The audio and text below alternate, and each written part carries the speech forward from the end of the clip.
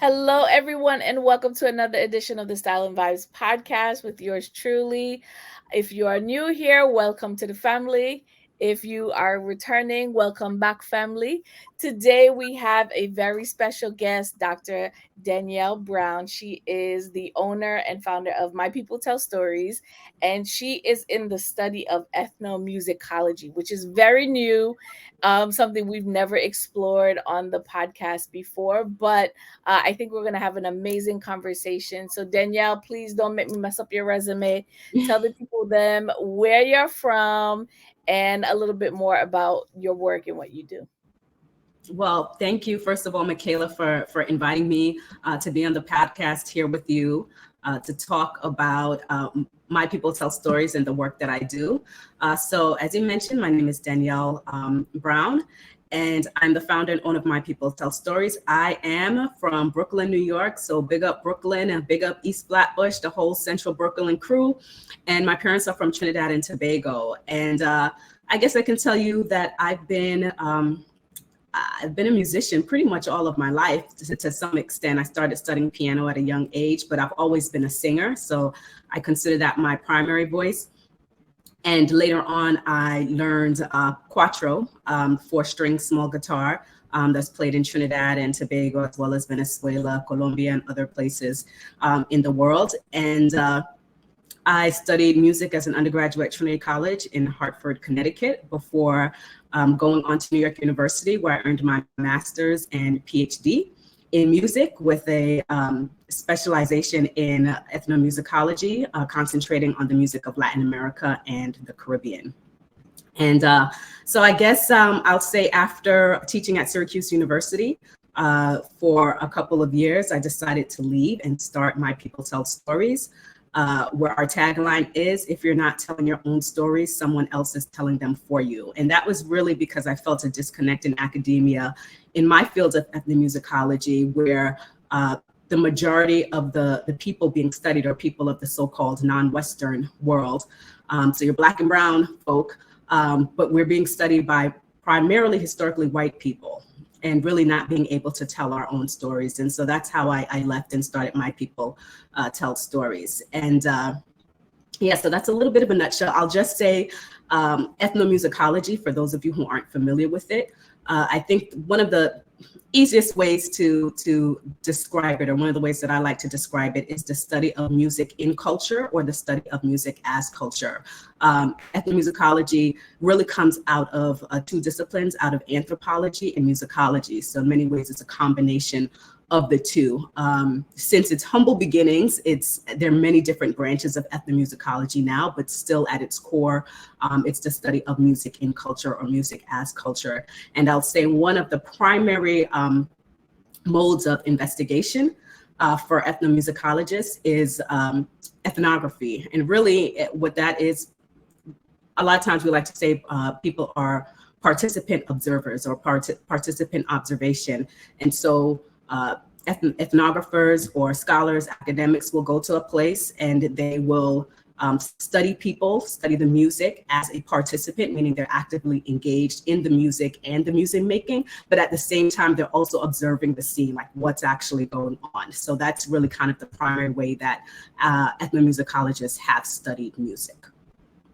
So, coming from your background, you said a lot. You're a musician, and then your interest in music, is that what led you to want to study in your undergrad and master's? Like, how did that transition really happen? Yeah, so I'll say, Trinity College, when I was there, had a really strong program in Latin American and Caribbean studies. There was also a professor there in the English department, Mila Reggio, and she had started a program in Trinidad. We had a lot of Trinidadian artists come to Trinity. I was able to study with the Mighty Chalk Dust, Dr. Hollis Liverpool. We also had the Malik folk dance group come and perform. Who else did we have? Many people. We also had a lot of Puerto Rican artists. It was just a very strong department. And so I was able to see how the Caribbean was connected in terms of, music. Also, some of that was also fostered in New York City. So, for example, I remember hearing merengue music at one point and saying, is that like, is that Spanish calypso, Spanish soca? Like, what is that? And just kind of hearing these kind of musical similarities and wanting to learn more about the connection between people from the different parts of the Caribbean. And my mentor at Trinity College was an ethnomusicologist. And so in many ways, I was following in her footsteps. And that's how I ended up studying. But really, it came out of a desire to learn more about my culture and also the larger Caribbean region and how we were all connected, and particularly connected through the African diaspora. I was really interested in those connections as well. Awesome. And even as you and I were sharing before we got on camera, I was exposed to the idea of ethnomusicology, anthropology in undergrad. But it wasn't really a thing for it was just a class at that time. So what did that exposure at the collegiate level really do in terms of making you want to make that your career in choice versus all the other things that are related to music? You know what? So if I'm going to be honest, there are two things. One, like I said, my mentor, I was really inspired a lot by her. And I think I have a very academic brain in many ways, or, let's say academic, but I'm an intellectual. I like playing with ideas and theories and thinking through things. So I think a lot of people saw me kind of in that light. So I think that I was often encouraged in that regard. I was also encouraged as a performer, and I was also a composer. And I think I chickened out because I had another option. I had thought heavily about applying to jazz composition and arranging, programs in jazz composition and arranging at the graduate level. Really, I only chose that because I was trying to think of, okay, what program would allow me to be able to do music from the Caribbean, right? And so those programs were available compared to other programs that focus more on Western art music or what we call classical music. And so I kind of chickened out and I didn't apply for those programs. So because I chickened out. I can't say anything other than that. But I've always been able to, or at least I've tried to combine my love of performing with also research and education. I think, I'll say I'm a Libra, so I say I need a little bit of balance. I like to do a little bit of everything. So I like being able to engage with people intellectually. I like being able to think about performance and music theory and the sound and how the sound comes together. I can geek out on that too.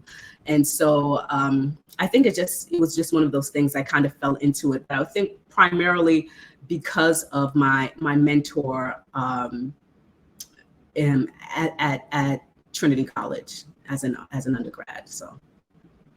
And in particular, I really love your tagline for My People Tell Stories. If we're not telling our own stories, it's kind of a narrative that we have been hearing, but I don't necessarily think that we've heard it at the academia space when it comes to music and culture. So I think, talk to me about the importance of telling our stories at that level and how that really trickles down to education at like the elementary, the middle school, the high school level, because we're not necessarily exposed to that until we get a little bit older. I don't know if I asked you a multiple questions in that in that response. I got it. Okay, all right. No, I think you're right, and I think sometimes one of the things that troubles me a lot is that people will say, "Oh, music brings everyone together. Music is the universal language." And I think one of the things that we have to remember is that, things are neutral. Music is neutral. Music can be used to bring people together, but music can also be used to tear people. There are researchers who look at the use of music in war and the use of music as forms of torture, right? But we don't generally talk about those things. We talk about music kind of this happy, kind of go lucky thing. And so I think people haven't really been talking so much, just in terms of like the general population, about, you know, what we're calling now diversity, equity, inclusion in music. But these are some of the things that I was thinking about when I started My People Tell Stories. And we talk about diversity, equity, inclusion, but there's so many different layers to it. And I think at one point people were talking about, let's make sure that we have representation of music from different places, right? And so not just music from, you know, the so-called Western world. You know, we think of Europe and America, we think our classical music, or music from the classical romantic periods, and those sorts of things, but also music from the Caribbean, music from Asia, music from other parts of the world. But even when we're looking at that, that's not the whole story, right? And so a lot of what I look at is also, how do we teach these musics, right? And this is where, when we start looking at why it's important for people to tell their own stories, and not just have someone else do it for them. Because you can have someone learn about music from Trinidad and Tobago, from Jamaica, from St. Vincent, from Barbados, from all over the Caribbean, from all over the world, and they're not from there. And we do need people, what I say, to be ambassadors, not dictators. We do need people to share what they've learned about other people and other cultures. But at the same time, if we're teaching, say, I'm just going to say steel pan for as an example. If we're still teaching steel pan, do we understand the ways that people from, say, Trinidad and Tobago and the diaspora will teach steel pan? Or are we teaching steel pan, for example, in the way that we might teach,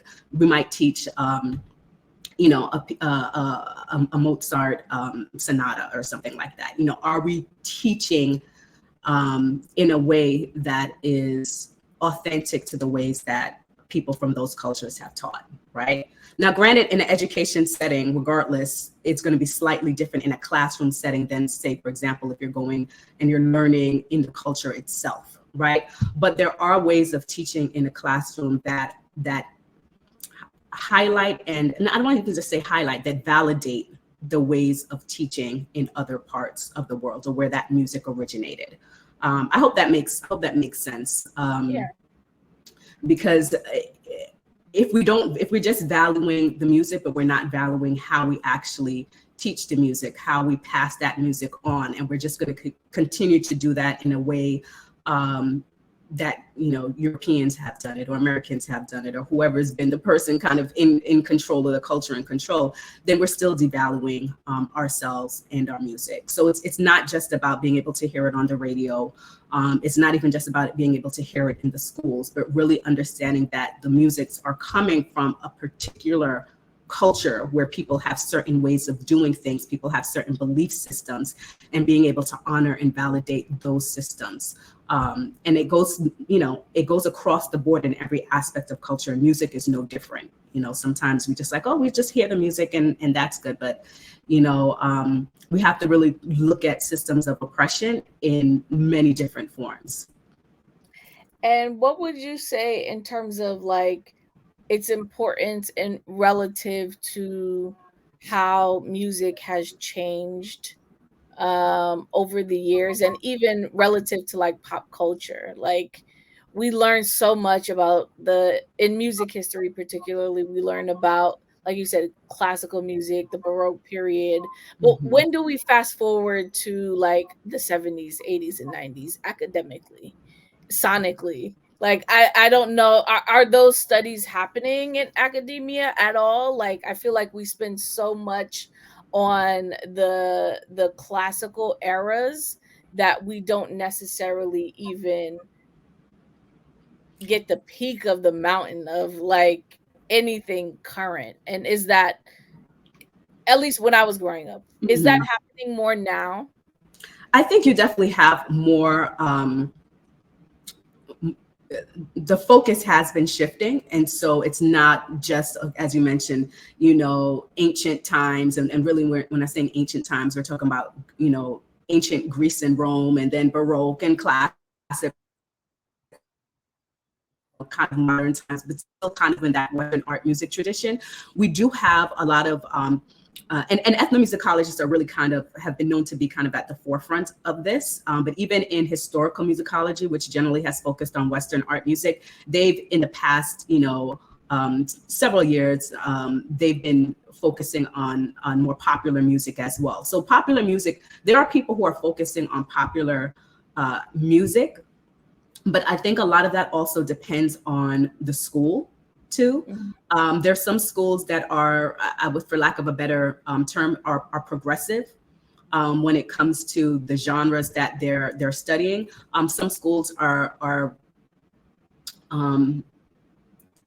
more resistant to those kinds of changes, and aren't really looking for those kinds of approaches. But it depends. I mean, if you have a school that's focused on jazz, they're going to focus on jazz, and hopefully they'll focus on it from the beginnings until modern times. But that really depends. But I would say yes. Overall, you do have people who are looking at popular music studies, and that's across the board. So there is a wider variety than say when we may have been in college, for sure. What is the relation between ethnomusicology and, say, music journalism, or even creating documentaries around music? Is there a relationship there that goes into consideration? I think that's a good question. I think there's definitely some overlap. I will say that, and some of that depends. It really depends on the journalist. But I would say in general, ethnomusicologists, there's a deeper understanding of the music and culture, right? And so, again, there's a lot of overlap, and even in ethnomusicology now we have people who are they do what we call historical ethnomusicology. Again, traditionally, ethnomusicology really had that participant observation as part of the methodology, and so ethnomusicologists might study in a culture for years, for decades, whereas a music journalist may only have a short amount of time to study a music in a culture. It also depends, the music journalist, I mean, you could say that with the ethnomusicologists too. Ethnomusicologists tend, and I'm kind of like hesitating a little bit because it varies from person to person, but ethnomusicologists, and it's changing slightly now, but at least historically they had definitely a background in music. Nowadays, we're seeing ethnomusicologists who may have less of a background in music and more of a background in anthropology. But generally speaking, kind of a deep understanding of the music culture that they're looking at. A music journalist, it may be surface knowledge, but I don't want to just say that across the board, because you might have a music journalist who may have a background in ethnomusicology, who may have studied a culture for a very long time. So it really depends. Hopefully what we'll see are more people who are actually from those cultures actually being music journalists, and ethnomusicologists also studying their own cultures as well. That was actually a bit taboo at one point in ethnomusicology, where there was this thought that people couldn't study their own cultures objectively, which I always say is a cop out, because again, all the books on Western art music that are written by white Europeans or Americans. So, but that was actually something that was said before at a certain period in time. I lost my train of thought in the comment that you just made.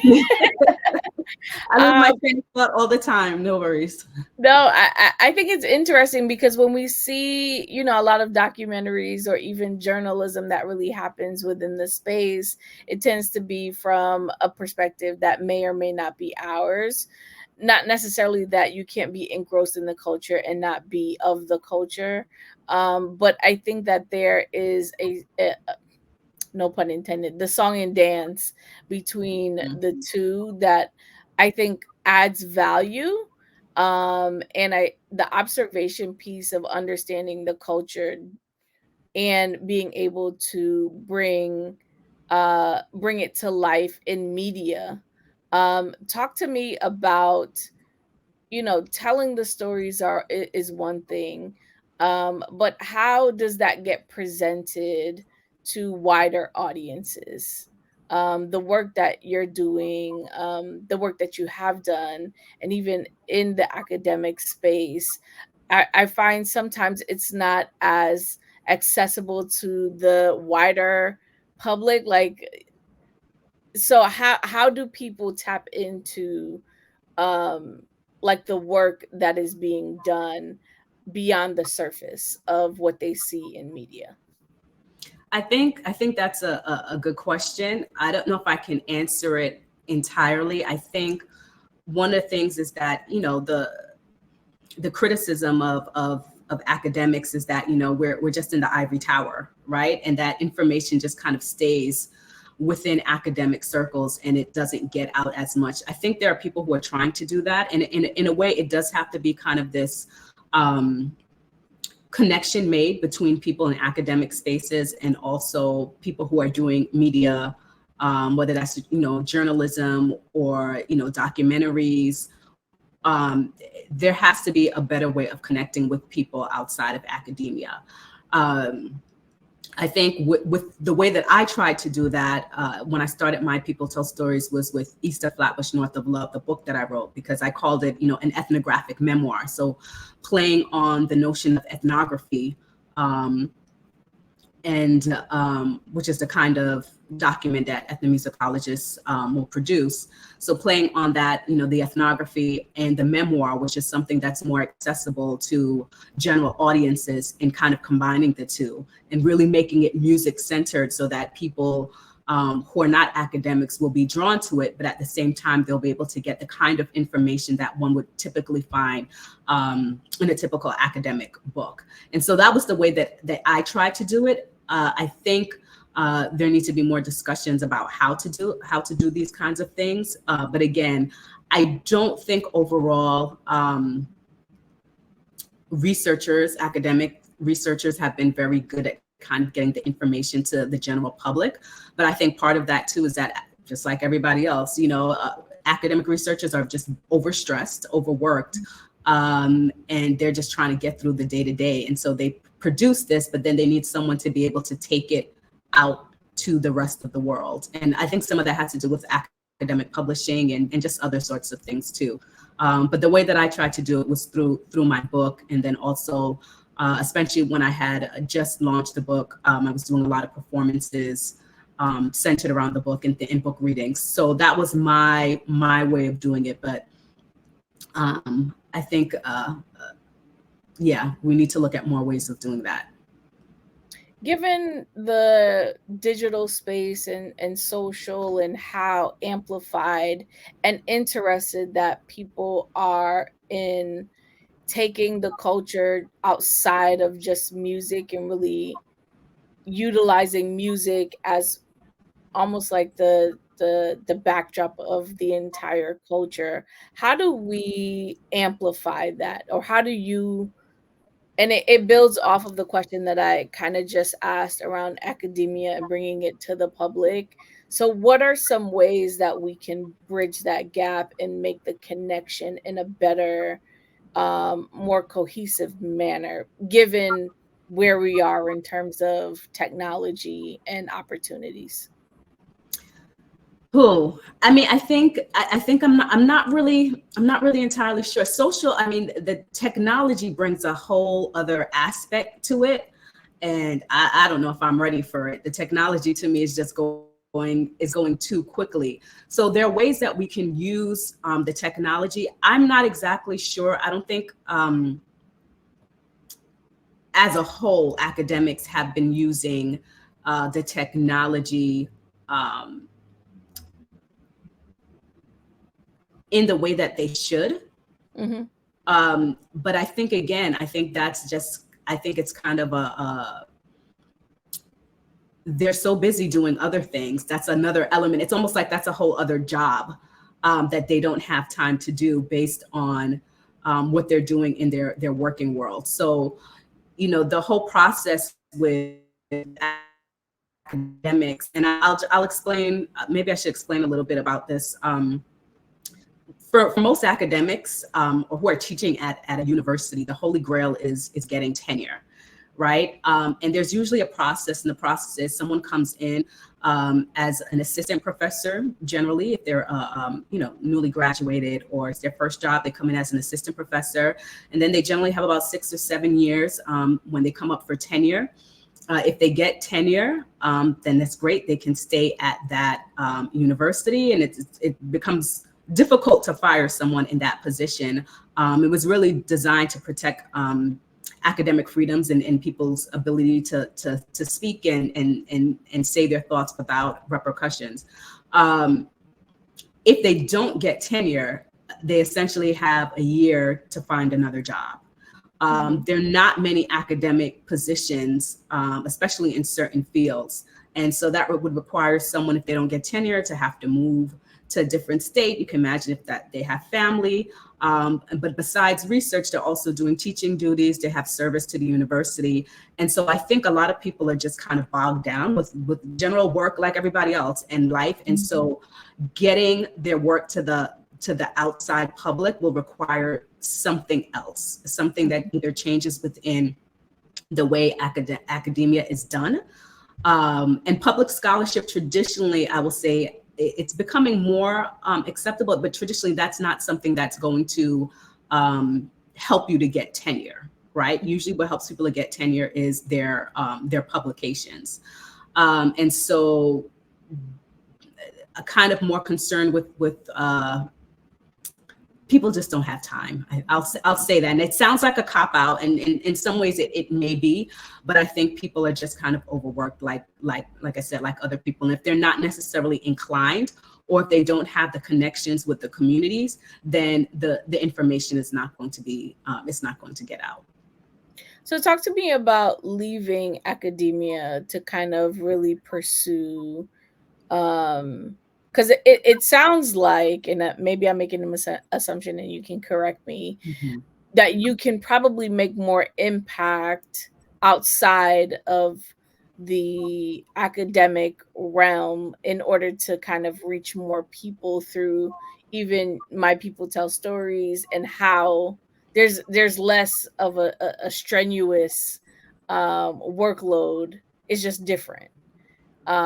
Is that the case, or am I just making assumptions? No, well, I will say this. I think it depends. I think there are people who are in academia who can make a mark.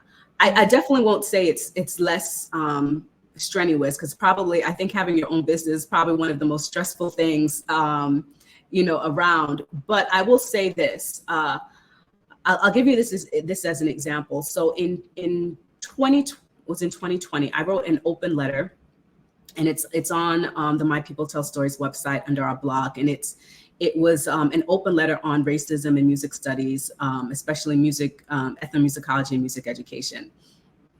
And that open letter, I really wasn't expecting it to get a lot of attention, but it hit a nerve, and it for lack of a better expression, it went viral within the ethnomusicology community.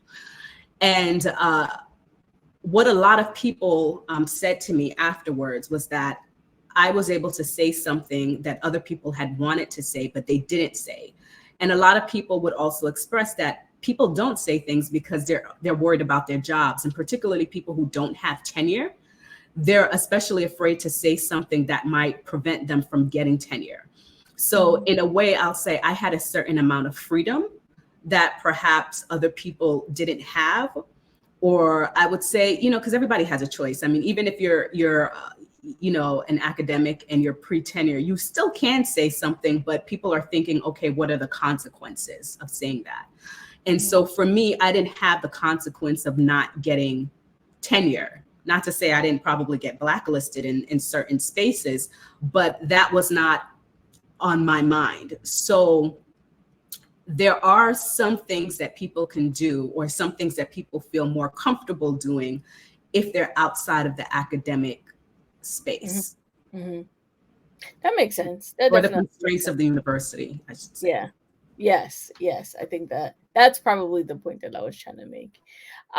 So you have some pretty exciting projects coming up yourself. So I have your book, My People Tell Stories, which you wrote a while ago.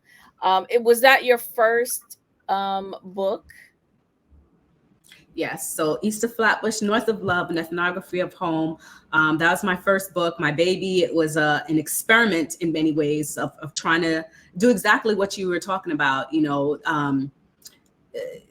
spread academic information to the general public and do it in a way that it, is accessible, to a wider audience.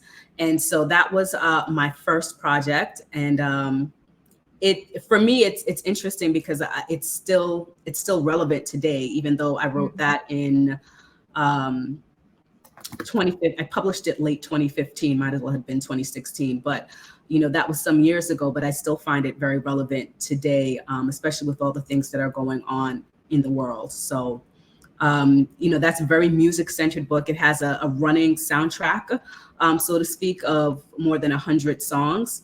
And I have those on playlists on Spotify and YouTube. And essentially music is a way that I open up different sections of the book, or a way to talk about specific topics, including, I say, all the isms, racism, imperialism, colonialism. And I touch on topics that I think are difficult for some people to talk about. But I use music, and especially, I grew up listening to a lot of calypso, soca, dance hall, hip hop, and all of those are represented in the book. But I always say my mom always had a calypso for every occasion, and especially a sparrow calypso. And so being able to use those calypsos to talk about history and just the ways that music has been a way for us to talk about social issues, historical issues, and those sorts of things. And just remembering that, music is not just about dance. And even if it's danceable, a lot of times there's a lesson in the music for us. So what's one of your favorite calypsos that you reference often? Oh gosh. I mean, I think I talk about Gene and Dinah a lot. But I really I love Kitchener. And so Kitchener has a lot of songs that I really love. Some of them, I don't know if Drink a Rum is that's a Christmas song. I love that. Okay. Love in the Cemetery, Rain-a-Rama, which is a song that talks about when Carnival was canceled in Trinidad. I forget for which outbreak that they had. And then when they brought it back, how people were just really excited and happy that the carnival was back. And so, Portrait of Trinidad is another one that my mom used to sing a lot, which I really love because that one just, I think for me, it's a song that I think a lot of people can relate to. I love songs that talk about people's love of their homeland, their home country. There's something I think just very sweet and nostalgic about that. And so that was a song for me that my mom used to sing and to let us know, like, she's proud of where she comes from, so.